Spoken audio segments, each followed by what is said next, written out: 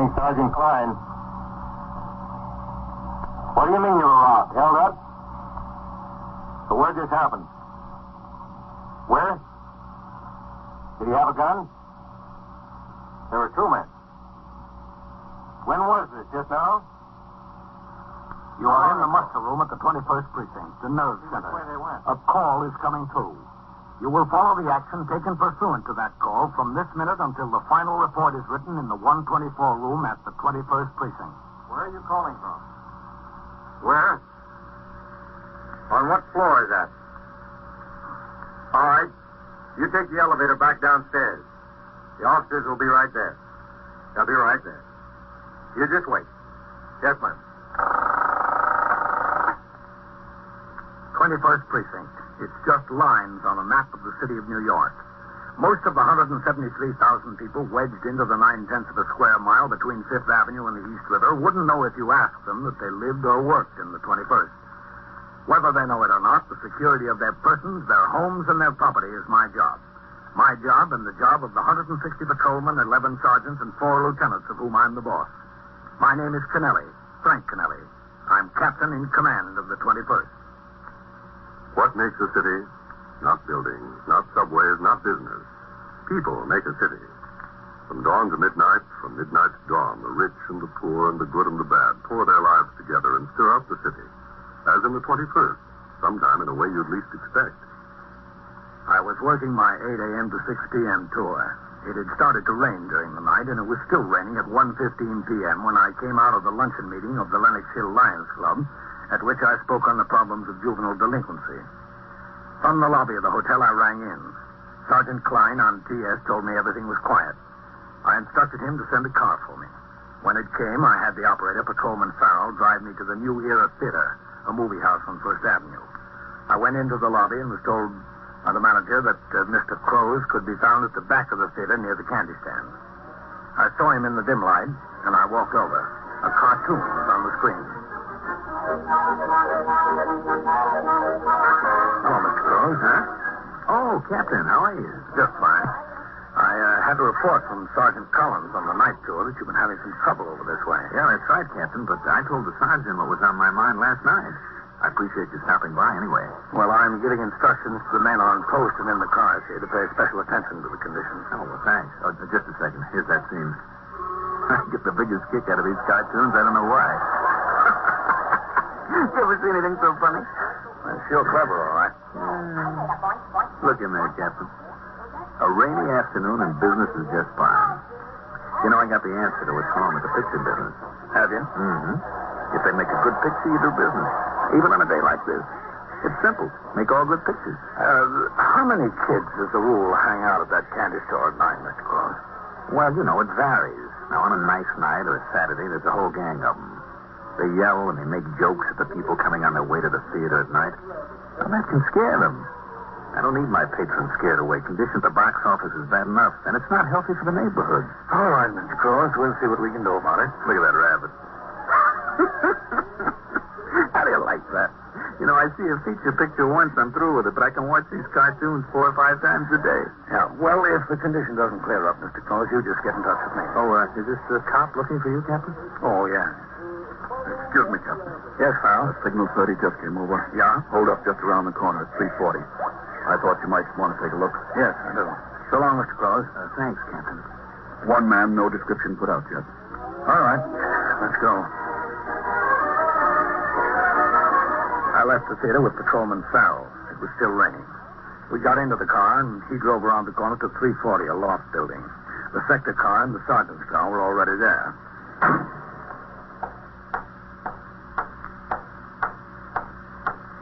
Sergeant Burns had posted his operator at the front door of the building to keep the curious out of the lobby.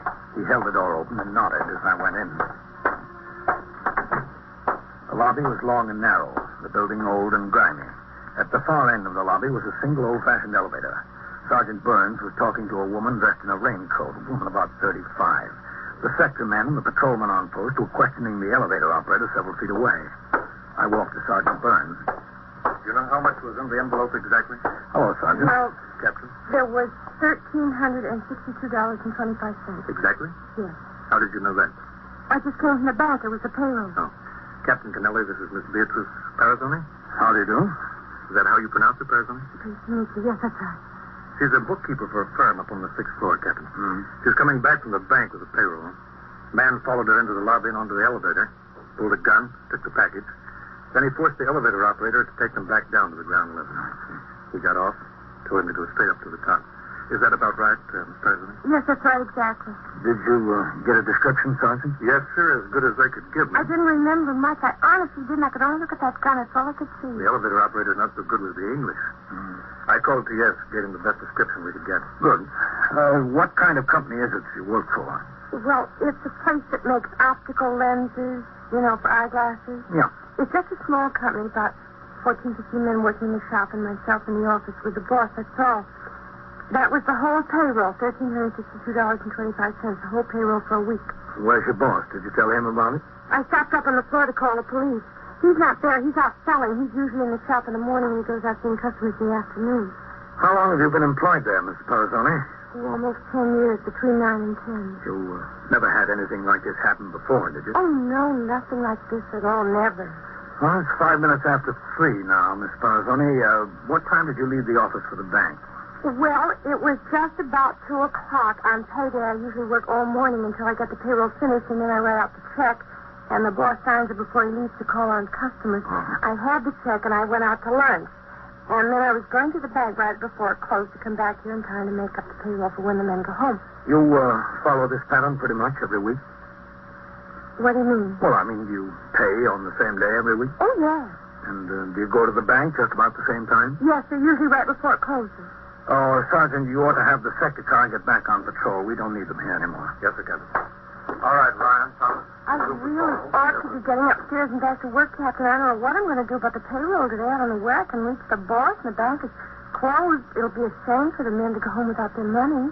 Can I go upstairs now and see if I can get it straightened out? Well, the detectives will be here any minute, Miss Parazoni. They'll want to talk to you. I think you ought to wait down here until they come. Hello. Ring in when you get back in service. I don't see what I have to wait for the detectives for. I told you everything I know. I told you and that sergeant and the policeman there. Yes, well, it's the detective's case. It's up to them to conduct investigations. I see. Out of all people, Captain, I don't know. Why did they pick on me? The funny thing, he picked on me. Is it? I guess he didn't pick on me. He just picked on the $1,300. The essential duty of the uniformed force is patrol. When the criminal is unknown or has fled, it is the job of the detectives to investigate. In this, as in all similar cases, the 21st Detective Squad under the command of Lieutenant Matt King was notified by the desk officer immediately on receipt of the report. Within a few minutes, Detectives Ben Novak and Whitey Howard were on the job. Sergeant Burns opened his memorandum book and from notes he had taken for his UF-61 and unusual occurrence report, gave them the facts as he had learned them. He introduced them to the victim and to the witness, then resumed patrol. I returned to the precinct house. It was still raining, but not nearly so hard. I walked to the telephone switchboard where Sergeant Klein was on the boxes. Hello, Captain. Any messages, Sergeant? No telephone messages, no, sir, but there was a communication on the teletype addressed to all precinct, division, and borough commanders. I put it on your desk. Good. Tell Glass I'll read and sign whatever report he's got ready now. Yes, sir. I'll be in my office. Yes. 21st Precinct, Oh, Sergeant Klein. Kennelly. Hello. All right, 24. Oh, hello, Mr. Cross. Captain, can I talk to you for a minute? What's the matter? Are those boys at the candy store giving you trouble this early in the day? No, I'd just like to talk to you, Captain, if I could. Yeah, sure. Come into my office. Thanks. Thanks a lot. Go ahead. Have a seat, Mr. Cross. Yeah. Thanks a lot. Well, what's on your mind? Well, Captain, I'm a curious type, you know. Like anybody else, I like a little excitement. Go on. Well, when that cop came in and told you there was a signal 30 around the corner, I got sort of interested. It's no secret what a signal 30 is. It's an armed felony, right? That's right. Well, anyway, I figured I'd like to see what's going on. So when you left, I got my raincoat and I walked around the corner. The cop was standing at the door of the loft building, so I couldn't get in. But I looked through the door and I saw that girl you were talking to, and from the conversation around there, I found out that she was held up for a payroll. Right? Yes, that's right. What about it? Well, look, it's none of my business, maybe. I feel like an idiot. Well, you came here to tell me, didn't you? Yeah, I did. That girl, Captain, the one that was held up, she did an awful funny thing a little while before. What do you mean? About 2 o'clock, I was standing in the lobby there. In the lobby of the theater. It was raining outside, and I was still wondering how we were doing all the business we were doing so early in the day with the weather. But a good picture will bring him in. That's all you need. What about the girl? Yeah, well, I guess it was about 2 o'clock. I remember because she had on a funny brown raincoat with a plaid pattern. You know, the one she was wearing. Yeah. Well, she bought a ticket, and she came in the theater. Did she? Yeah, she did. Now, I know that's not funny in itself. I wouldn't have noticed her except for that raincoat. But I stand in the lobby a few minutes, talk to ticket taker, go to the box office, talk to cashier, shake hands with a few patrons. Mm-hmm. Then it's about 2:10, maybe 2:15, and I see this raincoat walking out again. Well, I figure this is funny. So I stop her in the lobby, and I say, "What's the matter, lady? Did you see the picture before? If you saw the picture before, I'd be glad to give you your money back. We don't want any dissatisfied patrons." What'd she say? She said no, she didn't see the picture before. So I told her, "Look, lady, if it's not the kind of picture you think it is, or you don't like it, let me give you a free pass. You can come back some other time. You know, we do these things for public relations." But she says, "No, everything is all right. She doesn't want her money back or anything like that." Anyways, while I'm standing there talking to her, a man walks out of the theater, and he walks right past without saying a word. Well, she sort of looks at him like she was going to say something, like she knows him, but he walked out, and he didn't even turn to her. Yes? Well, that's all. Is it? Yeah, except that she left. Well, I see I shouldn't butt in anybody else's business. Sit down, Mr. Claus. You think there's something to it, Captain? I thought there was something to it. That's why I came over here, but I can't figure out what. What did the man look like? Well, that's kind of hard to say. Was he tall? Oh, I couldn't say he was exactly tall, but I couldn't say short either. Medium, maybe. You sure it was the same girl? I'm positive. I never forget a face, and I never forget a raincoat. In the whole city of New York, there couldn't be 2 raincoats like that, at least in this neighborhood. Listen, Captain, you think there's something to it? You think I hit on something? Maybe. For what? What? Mr. Crows, it's just like in your business. They're not all good pictures. Some of them we have to clear up. The inconsistency of witnesses and their honest mistakes are major problems to law enforcement officers. The whole truth is not an easy thing at which to arrive. In this case, the victim of the robbery, Miss B. Parazzone, made no mention of stopping at the movie theater en route to the bank. The theater manager said he saw her there. This discrepancy could be either a mistake of identity, a coincidence, or of great importance. I asked Mr. Crows if he would mind telling his story again. He agreed, and I took him upstairs to the 21st Detective Squad on the 2nd floor. In my presence, he repeated the events as they occurred. Lieutenant King questioned him in great detail. When you saw her in the lobby, do you remember what kind of hat she had on? Well, it wasn't a hat exactly, Lieutenant. It was a bandana, like a handkerchief over her head. It was raining, you know. Lots of girls wear those things when it rains. And you couldn't see what color hair she had? No, but it was the same girl. Take my word for it. It was the same girl. Was she carrying anything in the theater? What do you mean? You mean a package or a pocketbook, anything like that? Yeah, she was carrying a pocketbook. Anything else? An umbrella. She had an umbrella. What kind of umbrella? What do you mean, what kind of umbrella? What color was it? What kind of handle did it have? Oh, I don't remember those things, Lieutenant. I didn't take that much notice of it. When you looked through the door at the building and you saw her standing there talking to me, Mr. Crows, did she have the umbrella in her hand then? Well, I don't remember seeing it, Captain. Maybe she put it down someplace. I don't remember. She might have had it. Mm-hmm. All right, Mr. Crows. Thanks a lot. Look, I don't know. Maybe I'm just shooting my mouth off. I don't even know what it all means. Probably just wasting your time and my time, too. What am I doing here? I should be over there thinking up ways to promote that stiff I've got opening on Monday. You're not wasting our time, Mr. Crows. We've got to consider every angle. Well, that's what I figured. Oh, thanks a lot, Mr. Crows. That's all right. We'll keep an eye on that candy store. I appreciate that, Captain. Novak. Ben Novak. Yeah, Lieutenant? Come in here a minute, William. Yes, sir. What do you think, Matt? I don't know. She could have had a good reason for stopping in the movie. If it was her. Yes, Lieutenant. Shut the door, William. On this robbery this afternoon, Ben, how close did you question the girl, the victim? Hello, Captain. Ben. Well, like I told you, she accounted for her time of the minute. Says she left the office about 5 minutes to 2. She said she went down to the restaurant and had a sandwich. And then she went to the bank and started back to the office with the payroll. Did she say anything about any stops in between? No, sir. She couldn't have forgotten about making a stop someplace, could she? No, sir. I went over it with her 3 or 4 times. She was pretty hazy on the description of the guy, wasn't she? Nothing definite. She said she was pretty scared. All she could see was the gun. How about the elevator boy? Well, I couldn't get much out of him. His English is pretty slim. Fernandez will be in at 6 o'clock. I'm going to see if I can get him to ride up there with me. Man lives on 106th Street. Hernandez can talk to him in Spanish, and maybe we can find out something that way. Yeah, that's a good idea. How'd you leave it with this girl? Well, I told her we might want her to take a look through some mugs in the rogues gallery, see if she could pick out the man. Mm-hmm. When did you say you might do this? I said I might call her this afternoon. She said she'd be willing to ride downtown with me after she got finished work. Did you talk to her boss then? Yes, sir. What'd he say about her? He says she's been there about 10 years. She's a good bookkeeper. He says she practically runs his business when he's away. Mm-hmm. She's 36 years old. She lives with a married sister up in Washington Heights. Well, what's the deal, Lieutenant? What's this all about? She may not have told you a straight story about what happened after she left the office. No? What'd you call her, Ben? Tell her you wanted to take a look at some of the mugs. When, after she gets finished work? No. Let me get it straight right now. I left the detective squad and walked downstairs through the back room where Patrolman Glass, the 124 man, was posting the latest teletype alarms. I saw Sergeant Waters come in the front door as I walked into the muster room. I called him aside and told him of an order that had come through assigning to the precinct a patrolman who had just been flopped after 8 years in the 10th Detective District. The man would be in Sergeant Waters' platoon. We conferred for a few minutes regarding the proper assignment for this man, whether he should be given a fixed post or made recorder in a second car.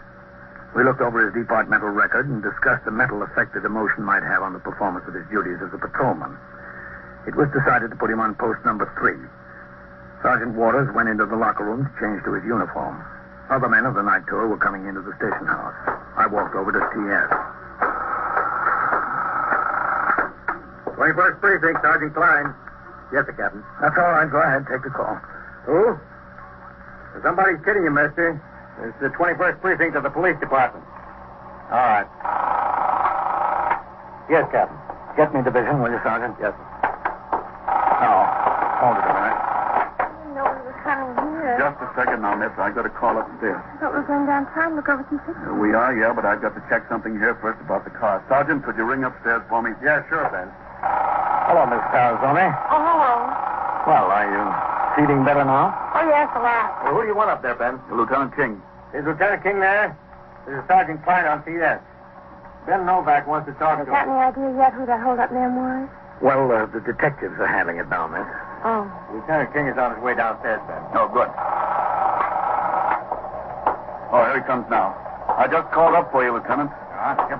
Hi, Captain. Hello, man. Lieutenant, this is Miss Beatrice Parazzoni. She was the victim in that hold-up before. Oh, yes. How do you do, Miss Tarazoni? Well, We're on our way downtown to look over some mugs to see if she can identify the man.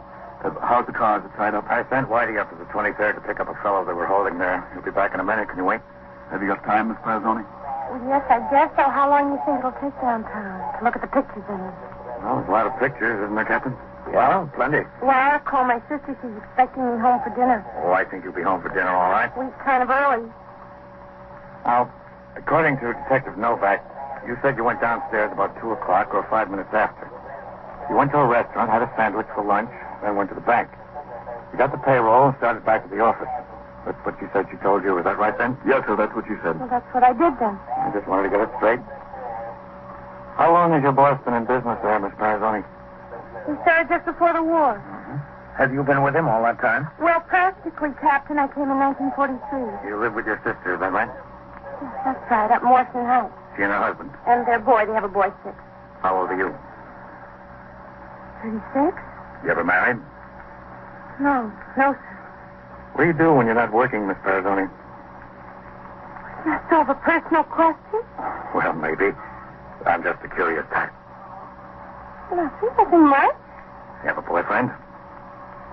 I don't think I have to answer that, do I, Captain? Well, up to you. What does he want to know all about me for? I'm beginning to resent this. Well, something like a robbery happens. He wants to know all about everything. Do you have a boyfriend? No, sir. Captain, are you going to turn out the platoon? Yes, right now. They come marching right out here, Miss. Captain, can we wait in your office for a minute? Yeah, sure. Go ahead. All right. Come on, this way, Miss Parazzoni. Then, Yes, sir. won't be for a few minutes. Platoon! Forward! You want to say anything to them, Captain? Yes.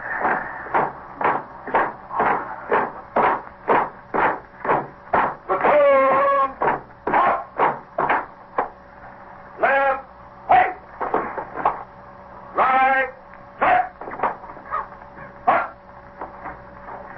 second platoon. Platoon inspector, sir. Roll call. Ahern? Yes. Coley? Yes. Iceman? Yes. Glass? Yes. Silo? Yes. Nelson? Yes. As the roll was being called, I realized what course Lieutenant King was taking with the hold-up victim, Beatrice Parazone. He wanted her brought into the station house, but without getting her unduly alarmed. Hence the excuse about the car and the interrogation in my office instead of upstairs in the detective squad. He had timed it perfectly. I spoke to the platoon and instructed the sector men and men on post to correct the condition which existed at the candy store near the New Era Theater and to watch for similar problems at other movie houses in the precinct. I read the alarm concerning the hold-up man wanted for the robbery in the precinct that afternoon. All right, Sergeant. Post the platoon. Platoon. Hut. Right. Right. Forward. Hut.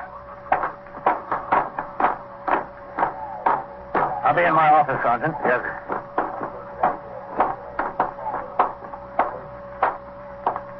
Matt? Oh, come in, Captain.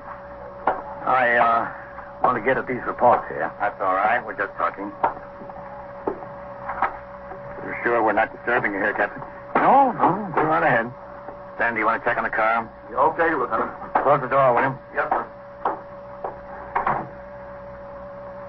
What else do you do in your spare time, Miss Parazone? Well, I read, and I sit with a baby when my sister and her husband go out. And I like to go to a concert once in a while. I like music. What else? Nothing much else. Movies? Do you like movies? Sure, once in a while. When do you go? At night? Yeah, nice. I work in the daytime except Saturday and Sunday. The movies are usually too crowded on Saturdays and Sundays. There's other things to do. You ever go in the daytime? No. Then why did you go today? What do you mean today? Who said I went to the movies today? Did you? Well, yeah, for a little while. Now, wait a minute, just a second. I don't understand this. Just when did you go to the movies? When I left the office. You mean at 2 o'clock? Yes, that's right. You didn't say anything about that to anybody before? Well, I didn't think it was important. Turning out to be important, isn't it? Yes? Then why didn't you think it was important before? I don't know. I just didn't think so, that's all. What was the name of the man you met there? Where? At the movies. I didn't meet any man. Supposing I told you were seen with a man there.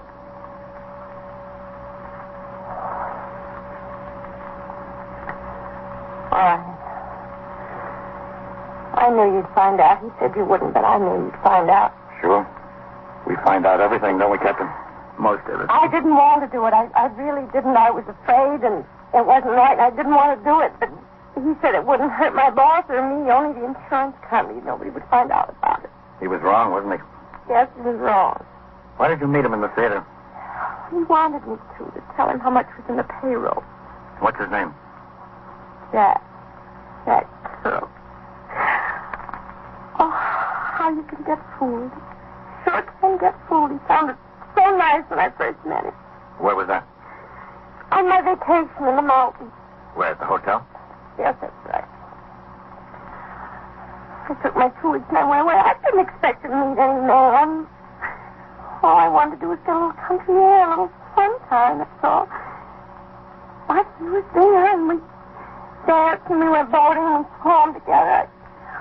I didn't even go up there with any intention of meeting a man. Maybe I used to, but I got over that. It was really very nice. Very nice. And then when I came back to the city, he took my telephone number. I never expected to hear from him, really. But you did. Yes, he called, and we started to see each other in the city. You know, he'd come over and we'd go to a movie, take a walk, something like that. How long ago was this? Well, I got back from my vacation 3 weeks ago. And last Sunday night, we took a bus ride. It was so hot, we just had to get out someplace. We went up to Fort Tryon Park, and we sat on a bench up there.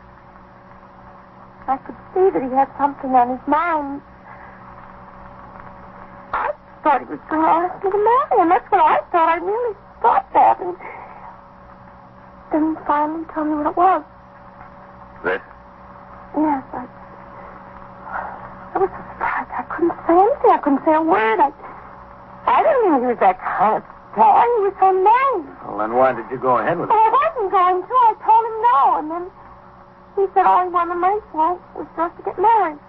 Is that why you did it? So he'd marry you? No, I don't think I would have married him. I just did it because he wanted the money so bad. That's all. I wouldn't have married him ever, believe me. Weren't you still afraid, Dee? Yes. Well, then why did you go through with it? Oh, I don't know. I guess because he was so nice to me. At least for a month I had a good time. I figured I owed him something, that's all. Where does he live? I don't know. He never would tell me. Some hotel, I think. Is Jack Curley his real name? I don't know. I think so. Where can we find him?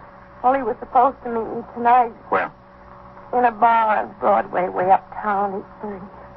Oh, I got to thinking. I think that all he wanted was the money from this. I think he made the date just so I'd go through with this today. I don't think he's going to show up. I don't think I'll ever see him again. You'll see him again. Maybe not tonight, but I guarantee you'll see him again.